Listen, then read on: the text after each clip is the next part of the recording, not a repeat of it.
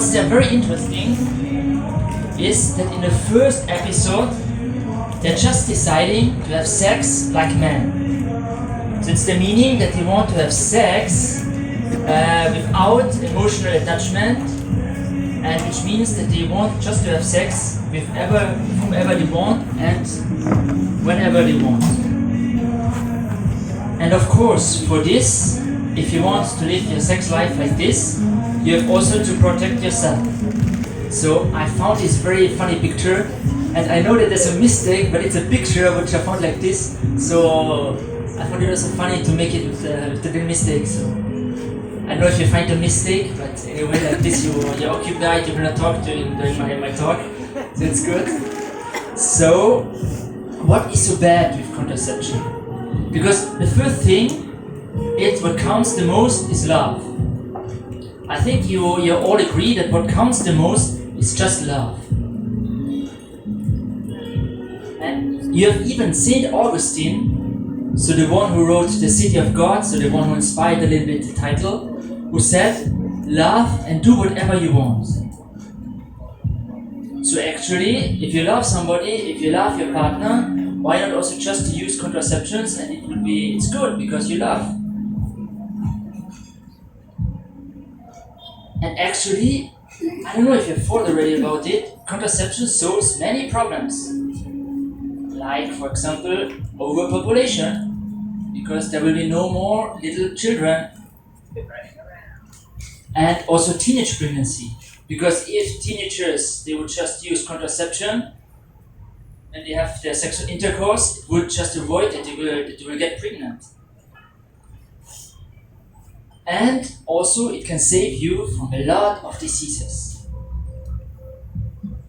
And being honest, what has the church to say what I'm doing in my bed? I'm sorry, it's getting a little bit small, but I hope you can still read it. And also, if you see, all these old cardinals and this old pope in Rome and everything, and they are telling you, okay, what you should do, and they want to tell you, okay, how you should live your sex life.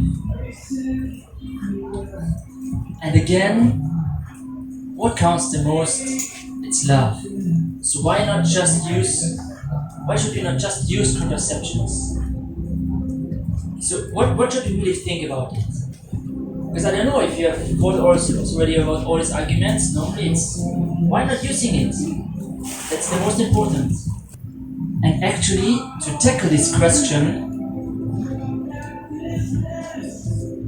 I would like to speak first, to start, from the beginning. What does it mean to start, what does the Word of God tell us how God has created the sexuality? The second thing is, I would like to see a little bit with you, what is really contraception? Then I would like to see with you, what does the church really say about contraception?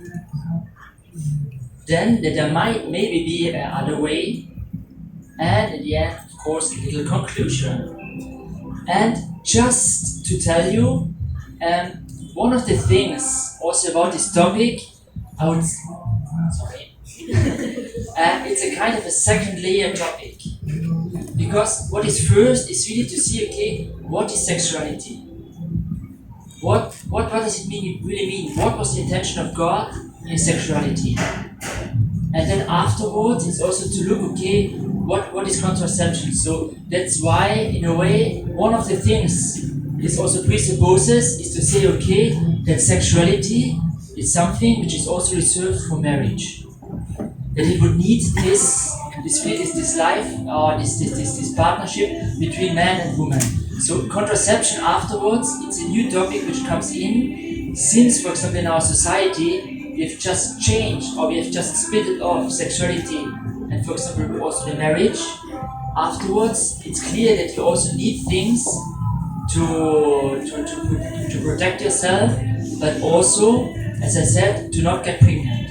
So it's just also to keep this in mind, that in a way, it's already a second layer of the reflection. But I would really like to start to see, how everything started. What does the Word of God in the beginning tell us? And I'm I'm excusing myself already now because I'm doing something which is not very, very good.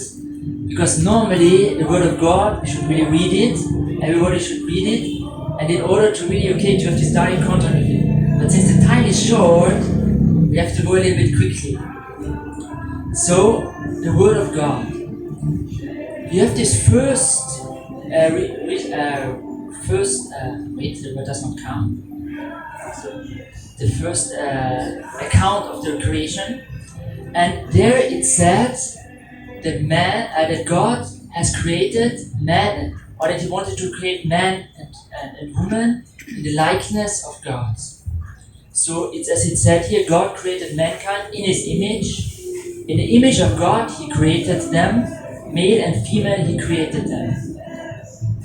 And something which is very important there is to see that, of course, it's true that the way how we are in the image of God, it's by our intelligence and by our will.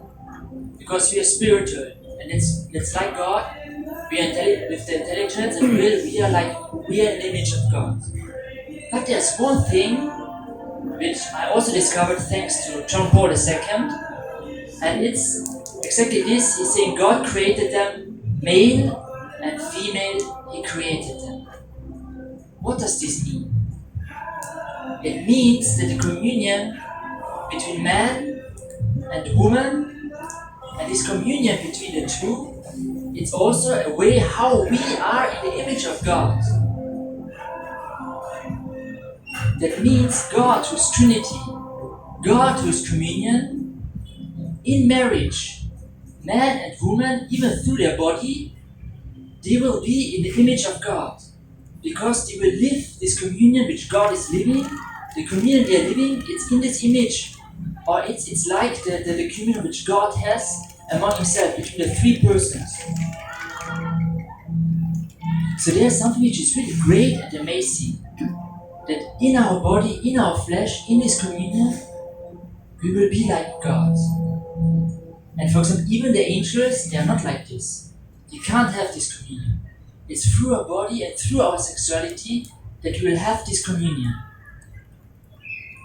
And also, what you see in this communion of God, it's actually you have Father and Son, but there's also fruit. It's the Holy Spirit.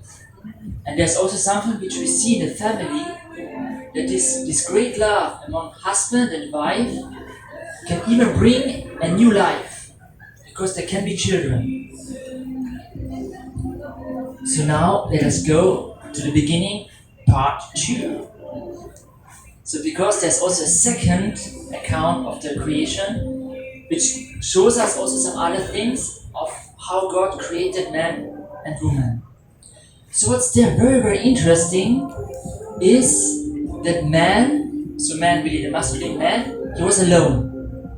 He was saying, okay, God, I don't know what I can do, I know it's a little boring, what should I do, can you not create something? And what does God do? God tells him, okay, I will give you a help.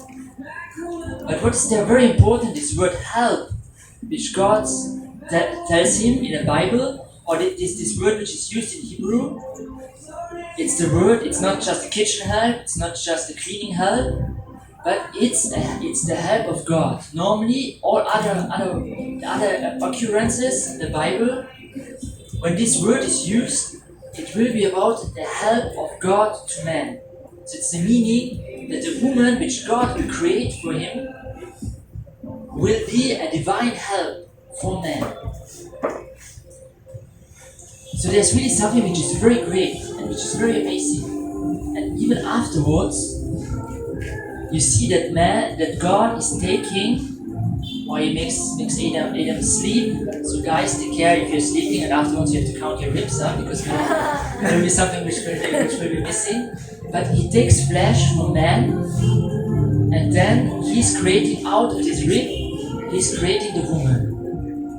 Which means that there's something which is similar. A woman, she has the same nature like a man. We're the same.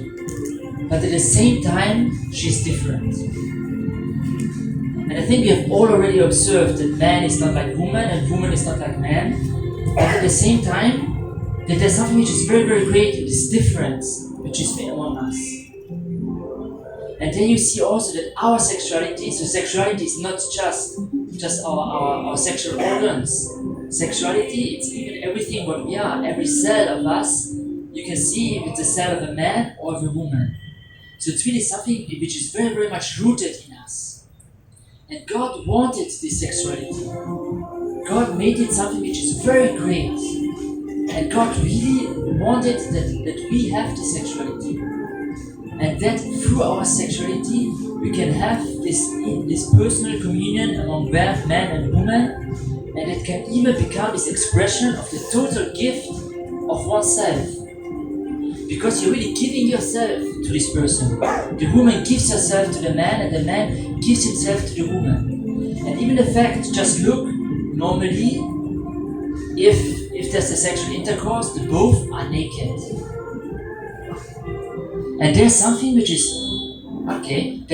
also very, very, very significant. There is normally to be naked in front of somebody, you have to have a lot of confidence in this person. So, for example, I would not make myself naked here in front of you because it's not that I don't trust you, but no, really, it's really something normally. Even for example, among friends, you will not just put off your clothes. It's really something normally. You reveal something of yourself because you will even reveal some imperfection of your bodies and everything.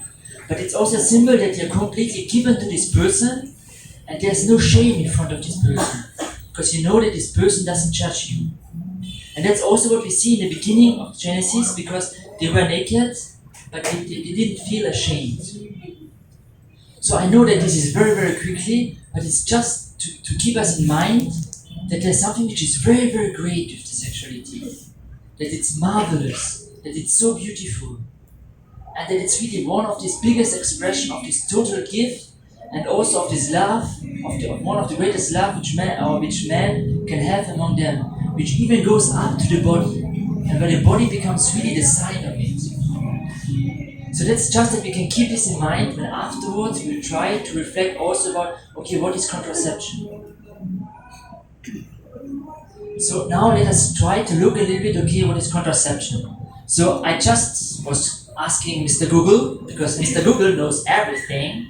So I asked him, okay, what is contraception? So I found some interesting quotes. Like, birth control, also known as a contraception, and fertility control is a method or device used to prevent pregnancy.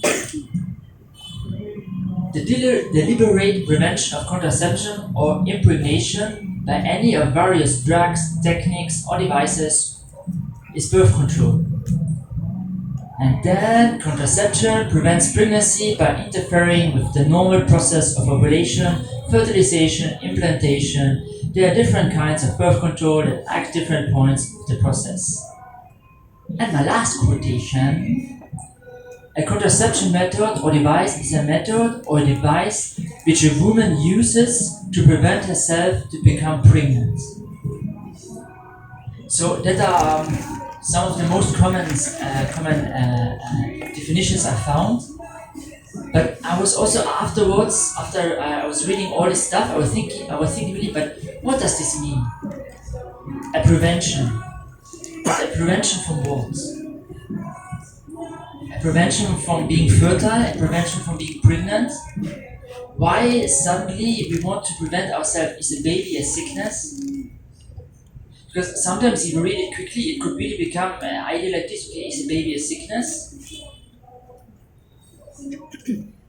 And afterwards I also just wanted to look, okay, where does the word come from?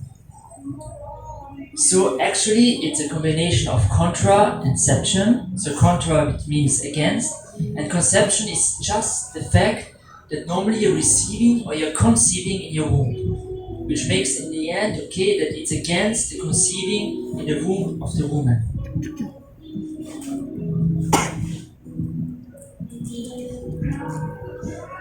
So contraception is an artificial way to avoid conception. It's meaning that we will just separate the fruitfulness of the sexual act, or we will just put away the fruitfulness which this act could bear. But I find it very interesting to avoid, because if you avoid fruitfulness, I don't know if you've already thought about it. Sorry. I don't know if you've thought already about it, but where are we doing this? Where are we trying to avoid fruitfulness? I don't know in work, I don't know if you've already worked and you see no fruit of your work. I don't know how you feel afterwards, but normally you feel really depressed a little bit. If you have worked the whole day and you see nothing. Or for example, even intellectually, if you're working something, if you're trying to understand something and you don't solve the math problem or you don't solve something, you're really depressed afterwards. You won't have the fruitfulness of it. And even spiritually, in our spiritual life, for example, also if you feel it's very dry, you say, okay, I also want to have fruitfulness. And I find it interesting that in agriculture, we're using a lot of means to be more fruitful. We're even changing already the genes of things that afterwards it will have even more fruit. But why suddenly, or even for example in society or in culture, you want that it bears fruit? A culture normally which doesn't bear fruit is normally not a good culture. Even in a family, for example, the things you're giving, the heritage of a family, normally you want that it bears fruit. So it's really something which is inscribed in us, this natural desire that things are bearing fruit. So strange, it's just strange why suddenly in sexuality we try to put the fruitfulness away. In a way, it's something which is so great, it's something which is one of the very beautiful things in human life. We want that it doesn't bear any fruit. I don't know if you've thought already about this contradiction, but it's really something where sometimes we think, okay, why? Why suddenly? Why there we are not? Why suddenly there I don't want to bear fruit? If everywhere else I want to bear fruit. And now I just want to look on some of the very common contraception methods and to look what they are doing. So you have two things. First is, for example, something which is much more chemical or hormonal. It means that you're taking hormones to avoid the pregnancy. And there you have the birth control pill, and you have also the patch which you're putting. So that are just some of the examples. And you have also the physical to interrupt simply that the sperm cannot reach the ovule, which is the condom. But you have also the EUD. So I would like to speak a little more because it's also the things I know a little more. Even if I know that in the Philippines it's maybe not so much used, I would like to speak a little more about the birth control pill,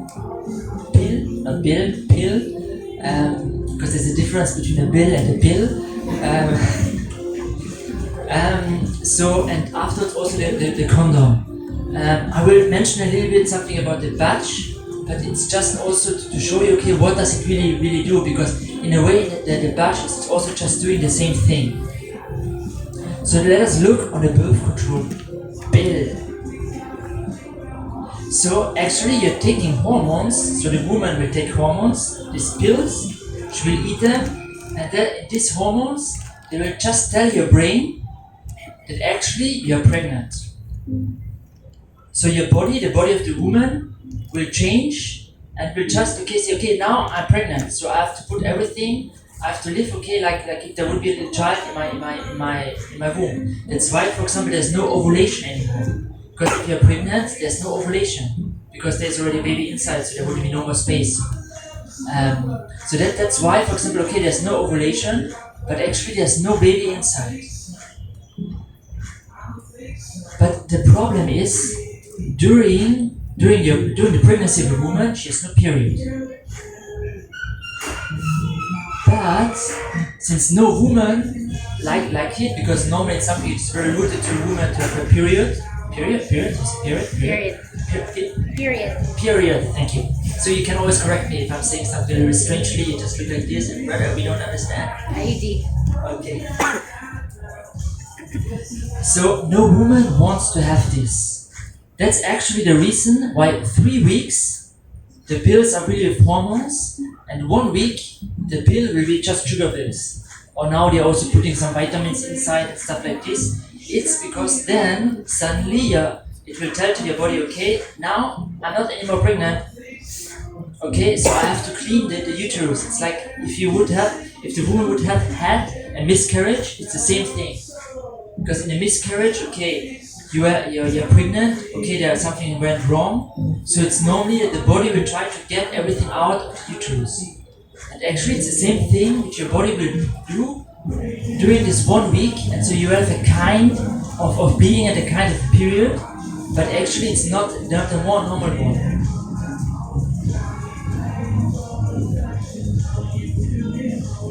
So again, it means that during 3 weeks a woman will lie to her body and telling to her body, okay, you're pregnant.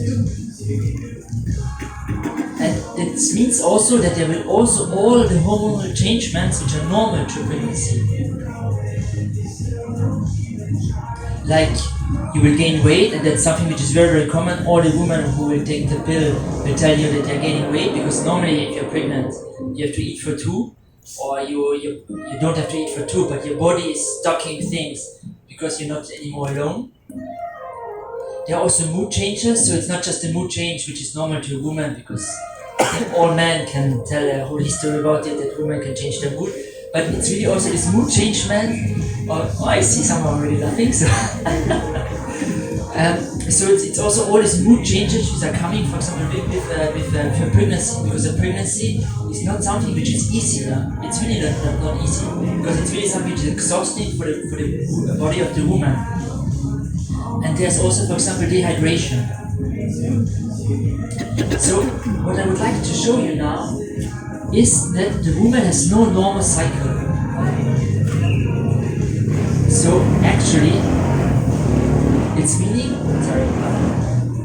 so here you have the normal period, or I know that no woman has exactly 28 days of period and everything, but it's more or less to give us an idea that you have different hormones which are going up and down in the body of the woman, and which are very, for example, here you have the ovulation, and there are certain of them which are, for example, there's the high peak, and it's normal, for example, that the woman has all these moods because there's all this changement of hormones, of the 2 hormones which the main female hormones. So it's normal that there's this up and down.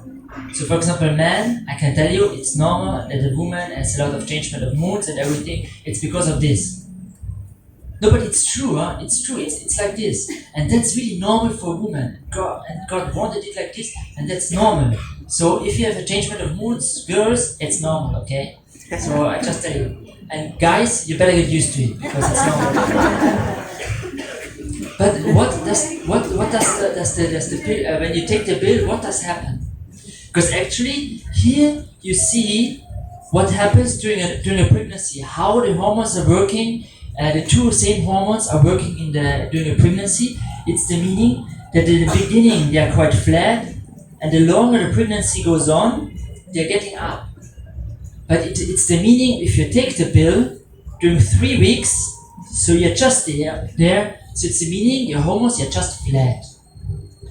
Actually, what is normal for a woman to have these big up and downs of all the hormones and everything, it's not anymore there. You're just flat.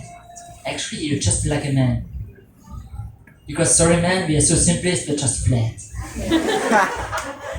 No, but it's true, it's really true. So you see that in a way, you don't feel any more like a woman. So it's not just that you don't have any more a normal period, but also your hormones, they're not working normally. And that means also that you would have 12 pregnancies for your body and 12 miscarriages during a year. Of course, it's not a miscarriage, but it's what your body thinks that you have. And I think if you've spoken already with somebody who had a miscarriage, you will see that it's not something which is easy. Like I spoke once with a woman who had I think even 2 miscarriages, and she also told me it's very difficult because she told me, like for example, if you are getting pregnant and afterwards, if you have the baby and everything, okay, all your body, it's also, it has changed and everything. But since you're also adapting to the rhythm of the baby, it's something where you're sleeping more and everything. But for example, if you just afterwards of your miscarriage, okay, you have to start like this, like your normal life, but your body has not yet changed. So there's just to show to you what you are telling to your body, or what the woman is telling to her body. And actually, that's also the reason why in Europe, or I can just speak for Europe. Sorry, it's more or less I have the experience. There are plenty of women now. They are not at all. They are not believing nothing, but they just say, okay, I don't want to take the pill anymore because I want to feel like a woman. And it's exactly because of this, because of the changement of the hormones. And there again, I find it very, very strange that we are trying to be biological in what we are eating, that we are trying to have permaculture, that we are trying to do a lot of things, that we are trying to be laudato si. Okay, many people, they are not laudato si, but more ecolo. But then with our own body, we are everything but ecolo. Because we are going completely against nature. And I also just wanted to say that, of course, sometimes you will hear it's good to take the pill, because if you have big problems with the period, which can be very, very heavy, very, very painful. So I have no experience, but I heard it from plenty of women. And it's true that it can help. But why does it help? It helps because in the end you don't have any more normal period. And actually, it's like, for example, if you have always headache, and if you just take aspirin, of course it helps. But it will never really attack the cause of your headaches. It's just okay, there are symptoms, okay, you cure the symptoms. So it's also just to tell us that sometimes they think, oh yeah, just take the pill, it's okay, you will have no more problems. But actually you're not really curing the problem. And then let us speak now about the physical obstacle which we put. So the condom, it's really just a physical obstacle between a man and woman. So in order the sperms of the man will not reach the ovum. So it's good because there's no interference on the hormonal cycle, everything. So we can say, okay, that's good. So in a way, the problem, all the side effects which you would have, it's not there. But actually, I learned something, so I'm very proud because I was really amazed by it, how things are good made, because actually, in the sperms of men, it's not just the little white things there which are making the babies. There are also a lot of other things inside. Like for example, there's also testosterone inside, so the hormone of man, and a lot of other things, which actually the woman is absorbing through the uterus. And actually there are a lot of things inside which can help the woman later on when she gets pregnant to have a more smooth pregnancy. So actually I was amazed when I learned this. I was really like, okay, wow, that how amazing things. I mean, no, I know, but who could invent things like this except God? But it's really amazing. And actually with this, you're depriving the woman, you're depriving the woman of getting these hormones and all these things which you would normally get by the sexual intercourse of the sperm of man.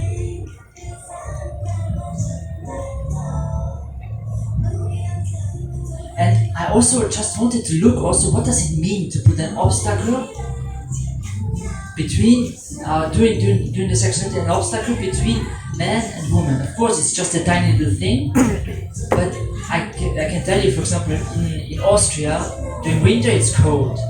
So normally, for example, if you're outside, you're wearing gloves. But normally, for example, if you greet somebody, if you want to shake the hand of somebody, it's very unpolite to keep on your glove. Because normally if you shake the hand of somebody, sorry sister, it's normally you want to touch the skin of this person. And so, just to see, okay, there, you put an obstacle between the two. But just imagine, you see a couple, they're kissing each other, but they're putting a plastic between them. No, but it's true, in a way, it's what we are doing. Of course, they are already saying, but it's strange, what are you doing? But how come that in the sexuality, which is in a way this expression of this deep union between man and woman, we put there something which in the end says, okay, I don't want to be completely connected with you. Because it's what we are doing. So just to tell us also and to make us see this contradiction which is there. And again, as I said, it's really this sexuality, it's really this union between man and woman. Because I found it very interesting. We had last year so when I was in this house of formation, also a kind of activity also with couples who told us also a little bit. And one of them, she told us, but actually, for example, if the sexual union was just kind of, how to say, if it was a real union between man and woman, or if it was just kind of, okay, you did sex. And I found it very interesting that even there, for example, with the condom, is it really a union between man and woman? Or is it a union which seems to be a union, but in the end it's not really a union? Because you're putting an obstacle between the two. So I want to be united to you, but in a way, no. Okay, after that we have just shown a little bit, okay, all these things of the contraception, let us look, okay, what does the church say? And I think I really want to invite you is to read this document, to read Humane Vitae. It's from Paul VI, it's the guy... Yeah, no.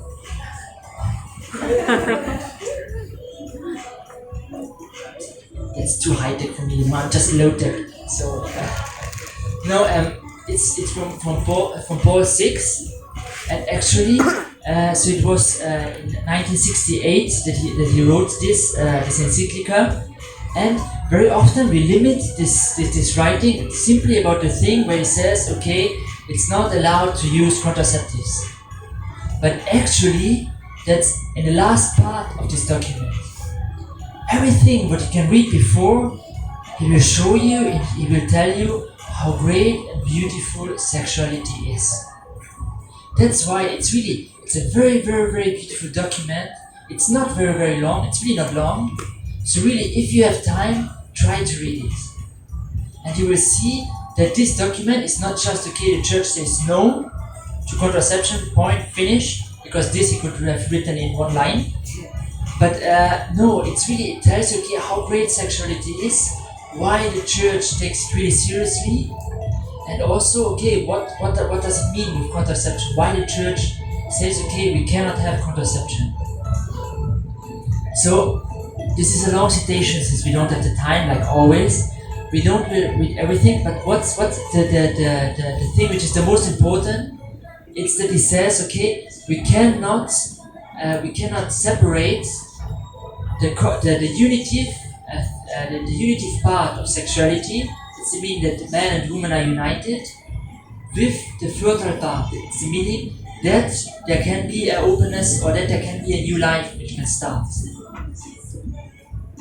And he even says that actually it's a law written in the nature, and that man cannot go against it, and it's not the right of man to go against it.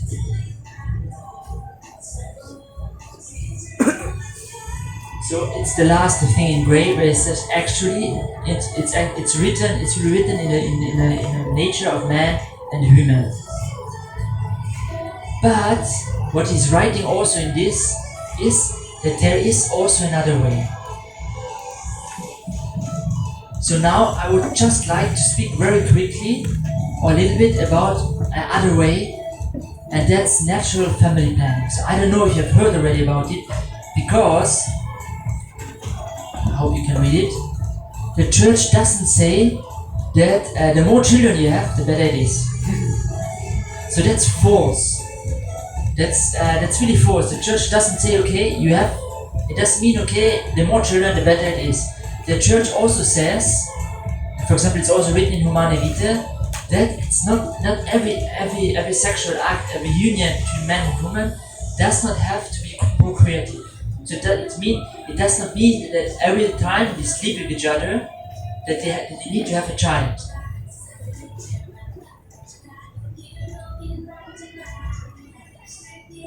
But that all this act has to be open to life. Because, for example, if you are using contraception, it's the meaning that we close the door to life.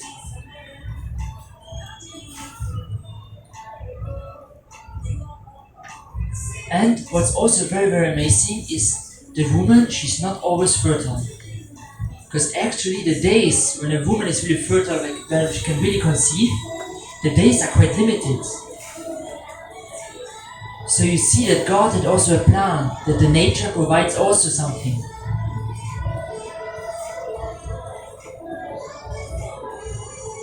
And in Humane Vitae, the church says that she's not contradicting itself, because we could say, okay, the church is contradicting itself because at one time it says, okay, don't use contraception, and at the same time they say, okay, not every sexual act has to have a child afterwards. But there is no contradiction, because what the church wants is that there's this openness to life. And that even, because what does it also mean? That during the times where the woman is fertile, they will have to have abstinence. So it's meaning they will have to have sexual intercourse. But actually there are also things which will help that they can grow in mutual love. Because it will also help them to see, okay, we will also have to find other ways to show our love. That there might be even other ways of showing our tenderness, of being united with each other. So how does it work? So actually, I tell you, I'm not the biggest expert in it. So I'm not telling you, okay, I can tell you now everything, I know everything, no. No, I'm not an expert. I can just tell you what I heard myself. But anyway, you can find a lot of things also through internet.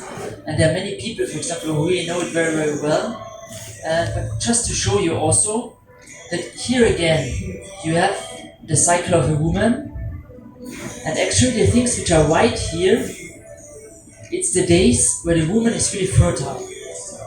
So it's the meaning that if there would be a sexual intercourse during this time, it's really strongly possible that she will get pregnant. But if you compare it with how many days, and the red thing, it's the time of the period. So if you see how many days she's not fertile, actually there are much more days where a woman is not fertile. And it's not only this, it's, for example, also apparently it's a way how you're doing there's a kind of, what's it called, I forgot the English name. There's a kind of thing in the uterus which is inside, which if the woman is fertile, which is very which helps that the sperm of the man can even go faster. And apparently, for example, even if you just go to the toilet, you can see the consistency of this. The female sexual fluid? Yes, it's the thing, it's kind of slime which is inside. So I don't have any experience, so don't. So again, so I just give you what I heard myself. So I'm just a second-hand witness or a third-hand witness. So even in an accident, you would not take me into law to tell to the judge, okay, what really happened. So actually, and there you can the consistency you can see, and so the woman and man, they will have to take record of how is the consistency of this. And with this, actually, you can see when are the days when you are fertile, and when are the days when the woman is not fertile. So just to be clear about this, it means that this is not a contraception. Because a contraception is really to avoid with artificial means that the woman can conceive. But there is just, okay, I just go with nature. I just do what nature has provided. I don't put any obstacle, I don't use any hormones. It's just what nature provides. That there are times when the woman is not fertile. And there's really nothing against it that man and woman will unite each other and that they will have sex during this time. It was even created by God like this. So it's an observation of nature and it's to go with nature.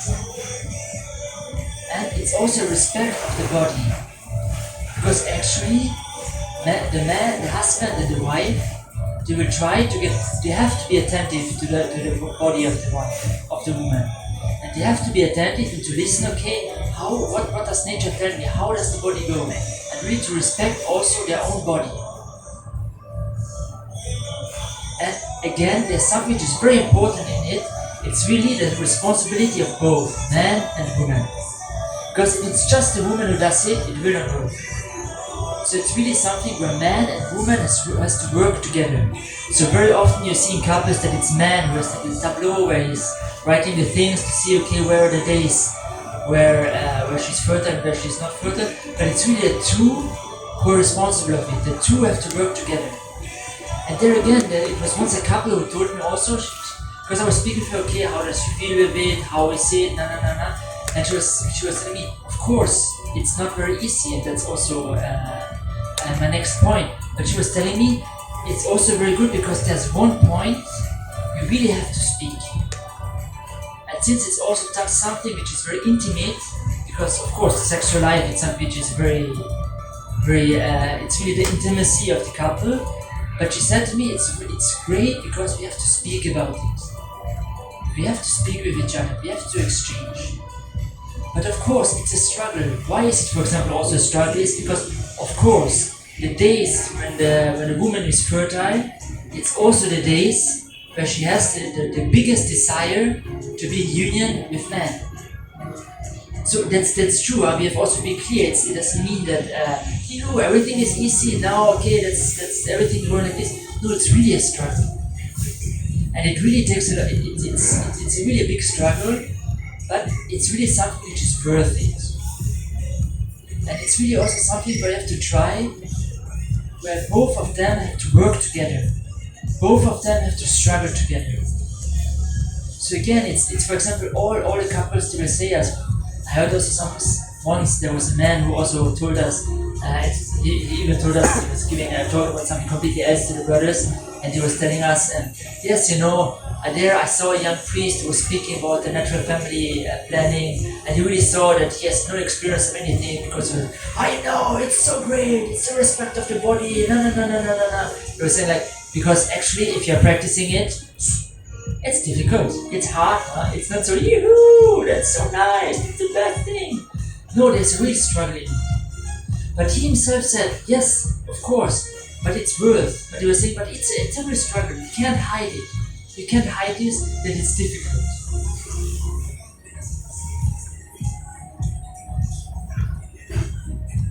So I wanted to conclude, because I don't know if you remember these 4 ladies, these 4 babas, and so we read in the beginning that they wanted to have sex like men. And actually, what's very interesting is what they actually really try to live is the disordered sexual life of men. Because, of course, we men, we can always. If we want to have sex, we can have sex. There's no period which limits us, nothing. So actually, theoretically, we can always. But does it mean that we really have to have sex always? No. Because actually, the woman in her sexuality and in the way how her body works, he helps also man to live his sexuality. Because it's the meaning also, she can't always, for example, even during the periods, even if they want to have a child, even in the time of the period, she can't have sexual intercourse. But it's the meaning that she will also help man to live his own sexuality, not just be driven by our inner drive, sexual drive, okay, I want to have sex, but also to see, okay, I have also, it's not everything of me. That I also have to try to be attentive to my wife, that my sexuality, it's also to live it differently. Because there again, sexuality not just means, okay, the sexual intercourse, it's much bigger. And there, for example, you have also the problem, which is also very often with homosexuality, and for example, if you find also with pornography. Why is it so difficult, for example, to stop pornography? Because actually, sex and all the hormones and everything which you're experiencing, it can be like a drug. It can really be like a drug. It's like, for example, like drinking alcohol. If you drink from time to time alcohol, it's something which is good. If you drink every day, I don't know how much, it will destroy you. And it's the same thing, for example, with our sexuality. It's something which is good. The sexual pleasure and all this, it's good. It's created by God. But actually, it can become like a drug. That's, for example, why so many people are struggling with pornography. Because you can do it always, you do it always, and you always need this kick. You need it. And even, for example, I was saying with homosexuality, you see this also is because there's no woman. It's just two men. It's the meaning that they can have sex as often as they want. And I found it also very interesting. I read a witness of a guy who was homosexual, and he was even telling, the thing there, it's really sex. Huh? But the surgeon was saying, how often per week you can have as a homosexual sex. You will never have this like with a woman, because a woman, she feels different like a man. So I just want to tell you that there's something which is good in the way how the woman lives her sexuality, that it also helps us men, us guys, to live more truly our own sexuality. And there's again, you see something which is great, because God wanted this complementarity between the two. And something which is also true is the woman, she loses always contraception. Because actually, very often even men will tell, it's something with the woman, anyway, I will not get pregnant, it's just her problem. And just look, she takes all these pills, all these hormones, all the things she's doing. Actually, she will not be anymore really like a woman because we saw she's flat. So anyway, it's she who is losing.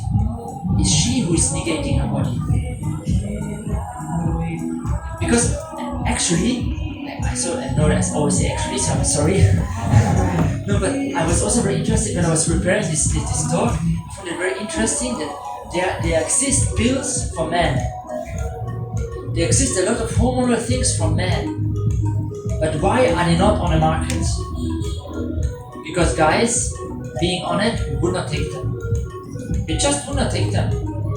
Because no, it's not something for us. And also, actually, all the companies who are producing them, they know that if there, for example, if there are problems with this one of the side effects, and then he will go to court and he will sue them. And the woman, they're much less in this way of thinking. Okay, I have to pursue this injustice because it's just okay. You just do it and it's okay. Anyway, there might be some side effect. No, don't worry. So actually, it's really always the woman who's losing. And that's why I would like to start to termine with saying God had a marvelous plan with sexuality. Sexuality is something which is so great, so beautiful.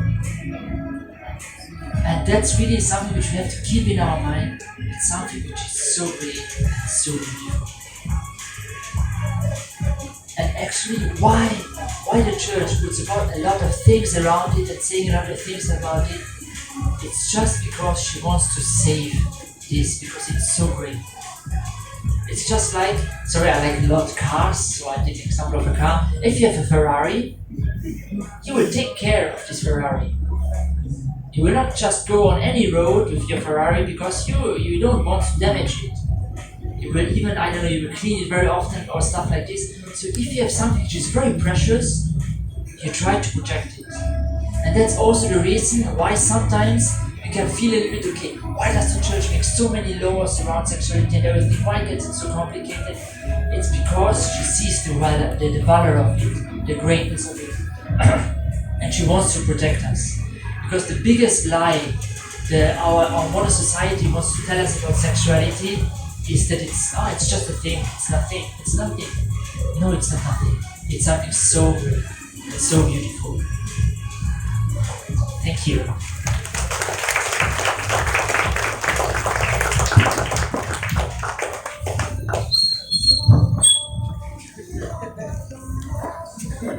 So thank you so much, Brother Benedict Charbel, for your great talk. Let's give him another round of applause. You can see all of the preparation behind that, the love behind that he put in for you guys, thinking about you guys, forming you. So now we'd like to open up a little bit for different questions you may have. There's lots of stuff there, lots of of very interesting topics, lots of delicate topics and things. Maybe you guys have some questions of either clarification or things you've heard, or even things in your own context here in the Philippines, which might be different. Me and Brother both come from, well, Europe and America. It's a bit different, so we can give ourselves a bit of time for even just reactions as well, whatever you like. So, open mic. Just want to make a clarification as to the fertility of women. Fertility of women actually is just 24 hours. They stay 24 hours fertile.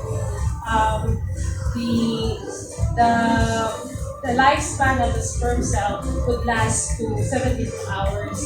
That's why in the calendar that you show, it is it looks like 5 days. Because 72 hours plus 24 hours, sometimes it goes far to 5 days.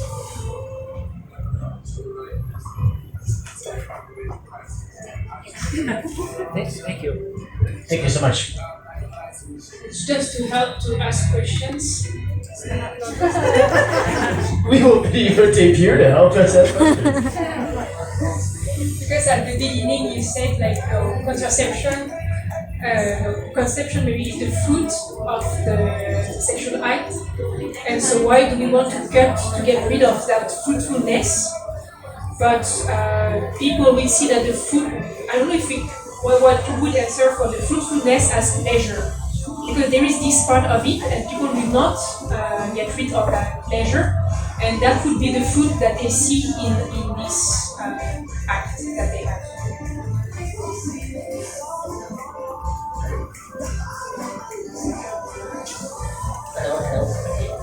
So if I get, well, your question is to see, okay, it's true that there's also a sexual pleasure. So how to understand, okay, if you just search sexual pleasure and in a way the fruitfulness of the act. I would say, okay, what would you say? No, I would say, I think it's like a lot of other things. The question is, what are you searching? What are you searching? Of course, there is pleasure in the sexual act. That's true. But afterwards, there again, it's a question, okay, what is the real meaning of the sexuality? Is it a search of the pleasure I can get out of it?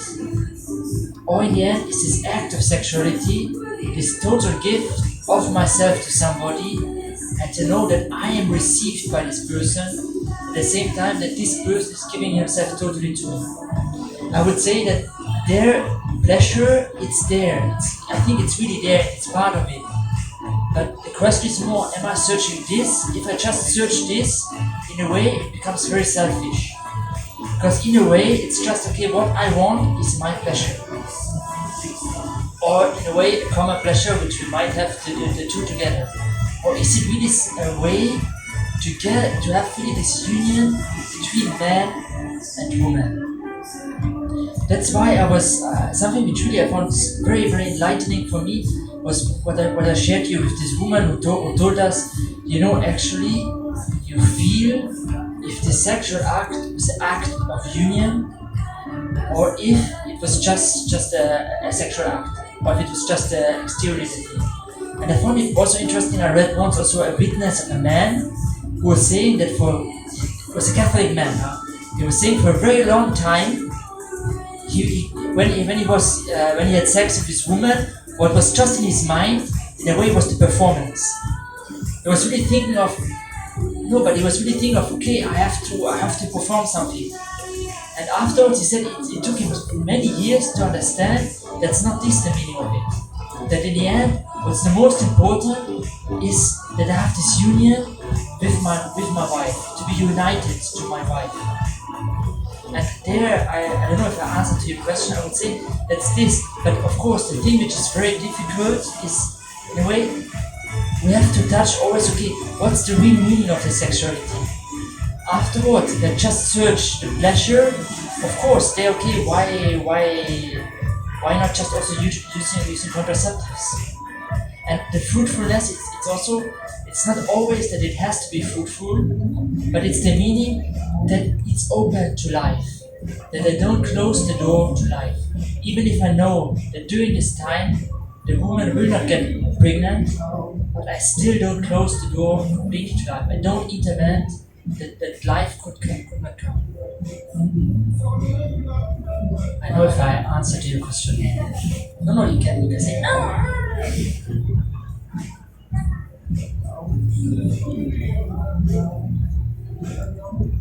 Don't be shy to ask questions.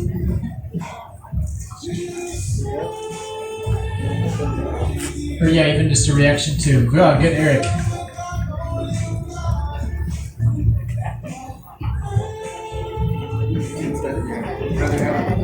I was wondering if you could talk, or if you know, the connection between contraception and abortion. Yes, thank you so much.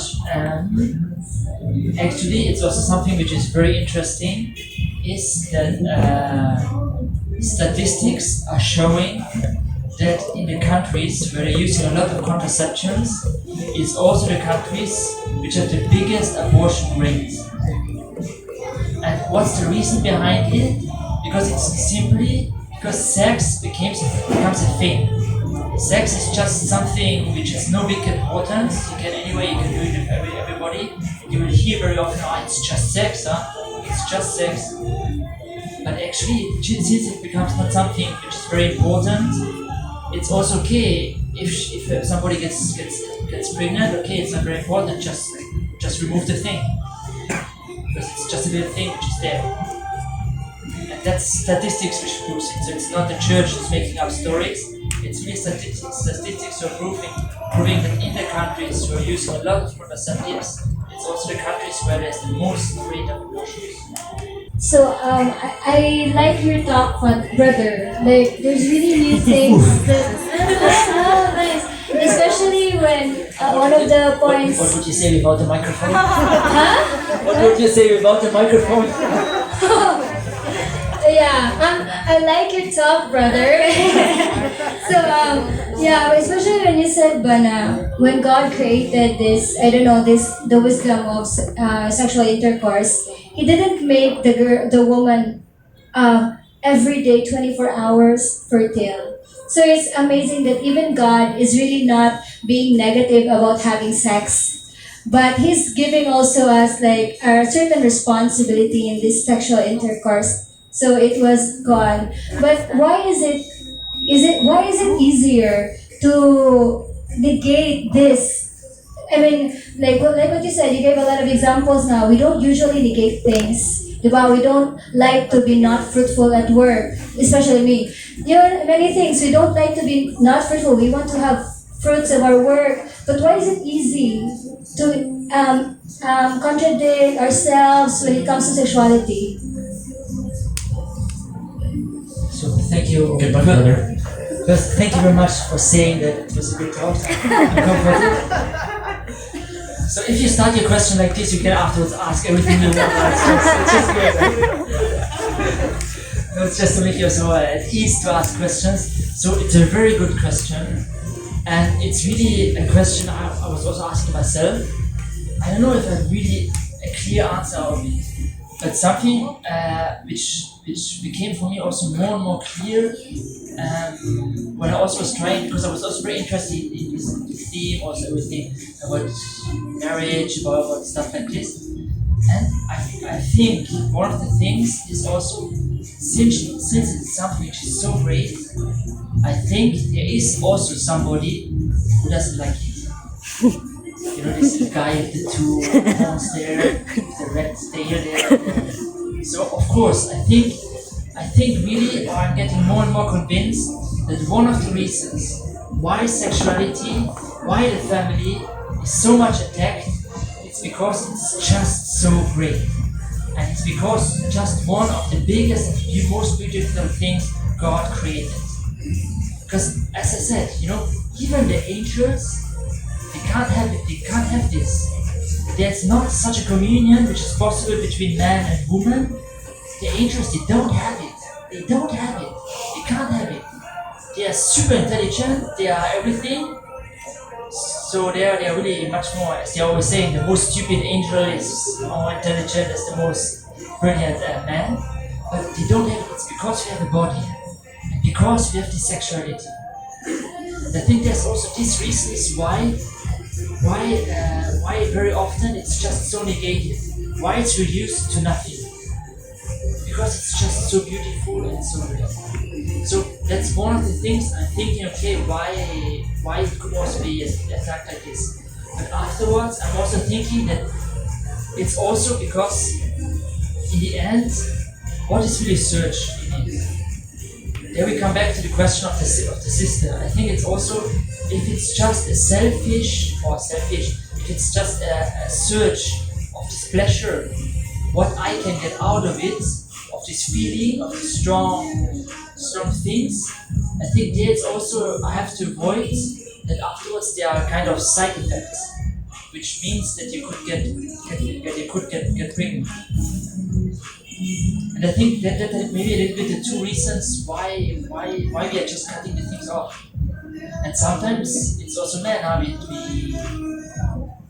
we put a lot of reasons, and if we really think a little bit more logically, we see that actually it's stupid why we are doing this. But I think one of the main reasons is really because it's so great, it's so beautiful. And it's really one of the big, beautiful things God made. Great. And we can have, if there's maybe one more question. Great. Thank you.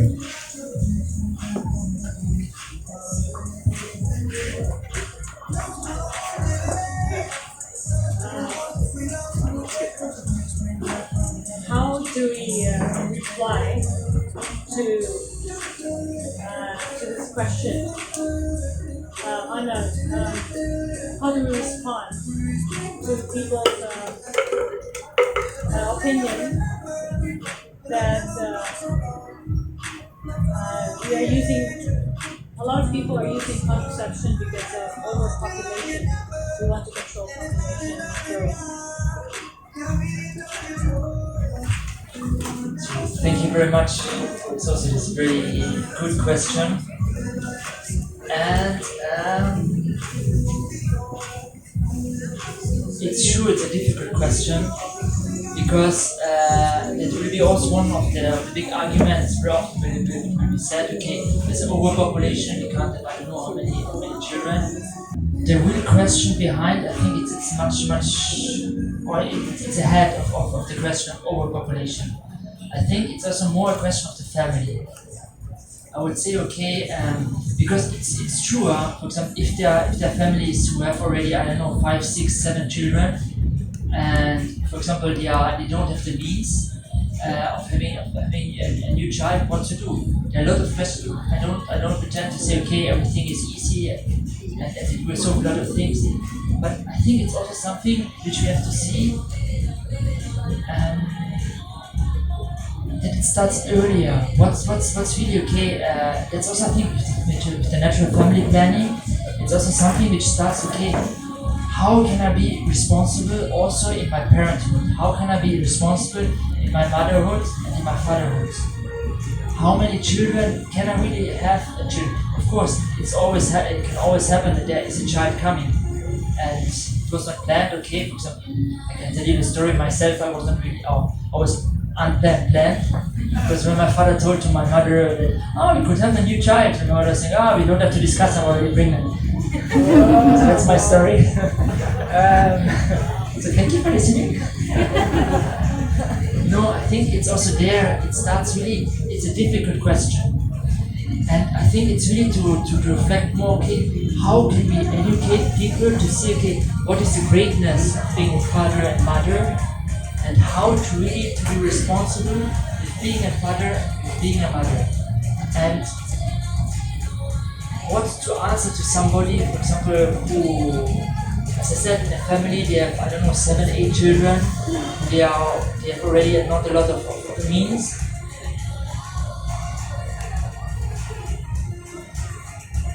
To be honest, I have no answer like this. It's really difficult. What can I tell them? I think we can just tell them, okay, explain to them, okay, why, for example, contraception, why it's not really good. In a sense, not to tell them, okay, what you're doing is wrong. Not to tell them, okay, why you have to do this, but maybe also to show again the beauty of the sexuality, and maybe also to try to help them to see to maybe how to live the sexuality in a way that how to say, how to live it in a way that really live also responsibly in your family. But of course, there are many problems today, and that I think it gets very, very complex because it's like always things to reflect on them theoretically. It's very easy. And some questions are like, okay, I can give you an answer like this. Afterwards, in the concrete situation of this person, it gets much more complicated. So I think that's really also something we have to see with the persons, and we have to look, okay, how does it really work? How can we help this person to go forward? I can give you, for example, it's a completely other example, but I can give you an example. If somebody, for example, if there's a woman or a couple who are using the pill, the birth control pill, for example, it's already a step forward if they would just use the condom. Because actually many of these hormonal contraceptions, they have even an abortive effect. Because not always, it doesn't avoid 100% that there's the fertilization. So actually, for example, if a woman or if a couple is in this case, you see, for example, even if it's not good to use a condom, but there it would be already a step forward to use a contraceptive. So there, it's why it's very difficult to answer to a question like this. To answer this, it's really also something which is very, very related to the concrete. But I think you have follow-up questions. Sorry, brother, I didn't mean to give you a hard time. It's very good. The young adults here. No, I meant to support Brother Benedict and the cause of the group. Last 2018, Family Life International had a conference, international conference held in Auckland, New Zealand in October. I did not attend the whole weekend, but we just happened to be there in the morning of that last day, that Sunday. And we were sent some of the video talks.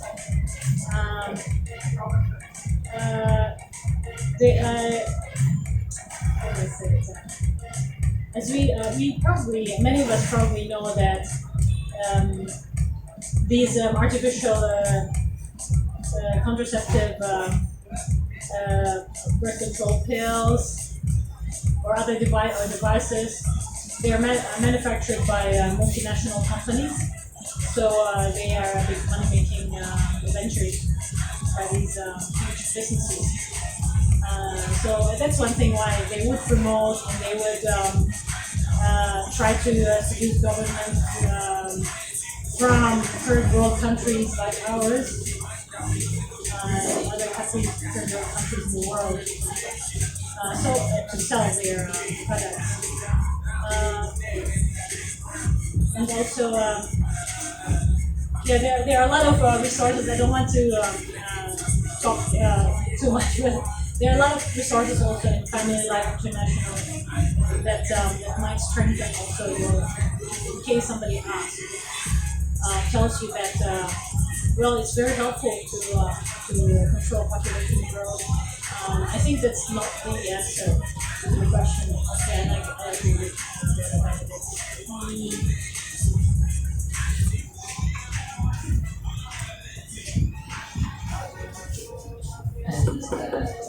And so again, thank you very much for the question. Don't worry, you give me a hard time. I even like it when it gets hard because it makes me reflect more. But as you said, it's also, we have also to see that there's a lot of business in the whole contraceptive thing.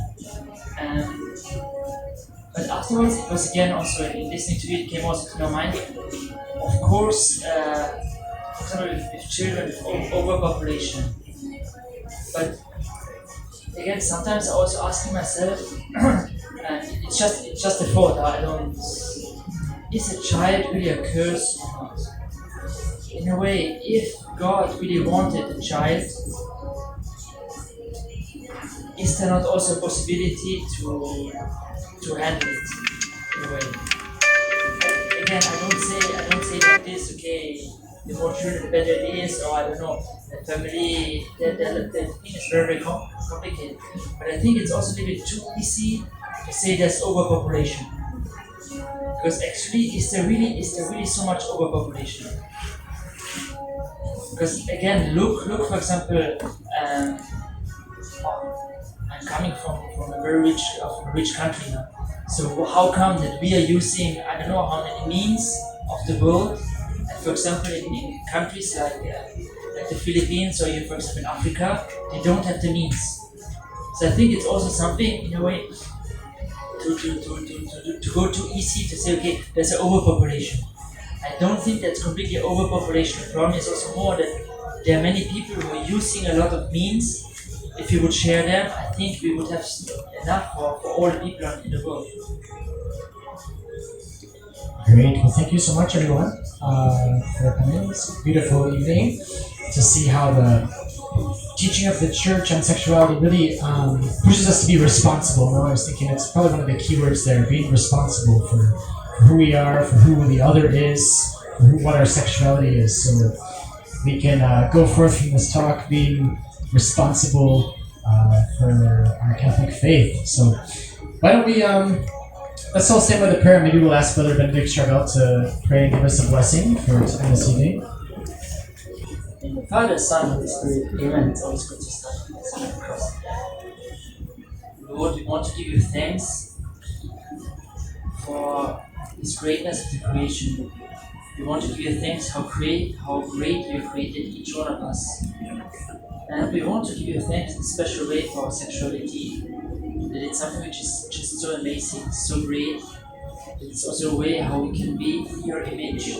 We can live this communion which you are, Father, Son, and Holy Spirit. And we ask you also to help us to live it more and more how you wanted it. That we can really taste more and more the greatness of it. And we want also to ask you to be with all the people who have a lot of who are hurt in all this subject, who are carrying a lot of injuries in their life. And we want to trust all of them, all ourselves, to the Virgin Mary, saying, Hail Mary. Praise the Lord is with thee. Blessed art thou amongst women, blessed is the fruit of thy womb, Jesus. Holy Mary, Mother of God, pray for us sinners, now and at our death. The Lord be with you. And with your spirit. May Almighty God be with you, may He bless you, may He protect you, and may He also keep you safe during this night. He who is Father, Son, and Holy Spirit. Amen. And good evening. Thank you so much for coming. Stay posted for future staged for events. And have a good evening, everyone. Thank you so much.